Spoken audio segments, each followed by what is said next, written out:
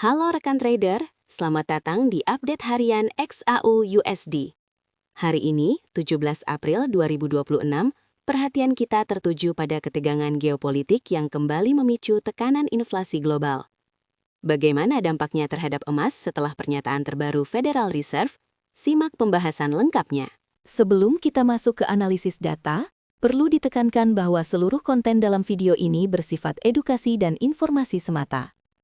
Trading di pasar keuangan mengandung risiko tinggi, sehingga keputusan untuk bertransaksi sepenuhnya menjadi tanggung jawab setiap individu. Menilik kalender ekonomi belakangan ini, data inflasi Amerika Serikat melalui laporan Core PPI dan PPI menjadi perhatian utama karena angkanya yang terus menunjukkan tekanan.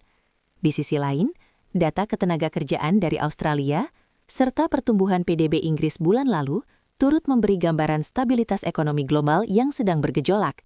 Dan tentu saja, semua hasil data ini secara kolektif mempengaruhi bagaimana emas bergerak di pasar. Berita pertama mencakup sikap Federal Reserve yang tetap berhati-hati. Mereka memilih untuk tidak terburu-buru melakukan penyesuaian suku bunga karena ketidakpastian tinggi akibat gejolak geopolitik.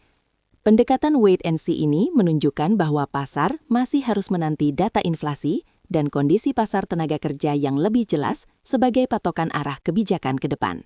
Masalah kedua muncul dari konflik di Timur Tengah yang kembali mengganggu rantai pasokan energi. Naiknya harga minyak mentah secara langsung mengangkat tekanan inflasi di Amerika Serikat. Dinamika ini membuat emas sering diincar sebagai pelindung nilai, karena kenaikan biaya produksi dan energi menciptakan ketidakpastian ekonomi yang lebih besar. Terakhir, langkah Bank Sentral Singapura yang memperketat kebijakan moneternya menjadi tanda bahwa inflasi adalah musuh global saat ini. Langkah ini dilakukan di tengah resiko geopolitik yang nyata, yang lagi-lagi memperkuat narasi bahwa aset safe haven seperti emas tetap relevan di tengah kebijakan moneter yang ketat di berbagai negara.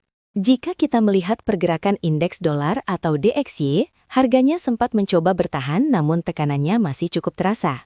Pergerakan harga dolar belakangan ini menunjukkan fluktuasi yang cukup dinamis di kisaran 98.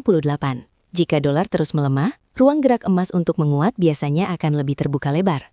Selanjutnya, imbal hasil obligasi 10 tahun Amerika Serikat masih tertahan di kisaran 4,3%.